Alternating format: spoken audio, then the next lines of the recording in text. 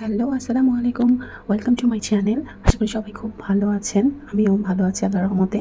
আজকে বানাবো টার্কিশ একটি রেসিপি, লামাচান। চলুন দেখে নেওয়া যাক কীভাবে বানানো হয়। একটা বড় সাইজের পেঁয়াজ ও 2 রকমের ক্যাপসিকাম ও টমেটো কেটে তাকে পার্সলি অথবা ধনেপাতা ও কয়েক কোয়া রসুন সব কিছু আলাদা আলাদাভাবে ব্লেন্ড করে নিতে হবে। নেওয়ার পরে যেটা করতে হবে সেটা হচ্ছে পেস্টগুলিকে সুন্দরভাবে একটু ক্যাপসিকামের পেস্ট, লবণ, কিছু চিকেন স্টক দিয়ে সুন্দরভাবে মেখে রেস্টের জন্য রেখে দিতে হবে 10 মিনিট। এরকম ছোটো ছোটো রুটির ডো বানিয়ে রুটি বানিয়ে তার ভেতরে এই কিমাগুলি প্রেস করে করে ভেজে ফেলতে হবে। বাস হয়ে গেল। আপনারা ওভেনেও এটা বেক করতে পারেন। তারপরে দেখেন ঠিক এরকম হবে। চুলার তাওয়াতেও হবে, চুলাতেও আপনারা করতে পারবেন, কোনো সমস্যা নেই। আর করার পরে এগুলিকে টার্কিশরা ঠিক এইভাবেই পার্সলি ভেতরে দিয়ে খায়। আজকে এ পর্যন্তই।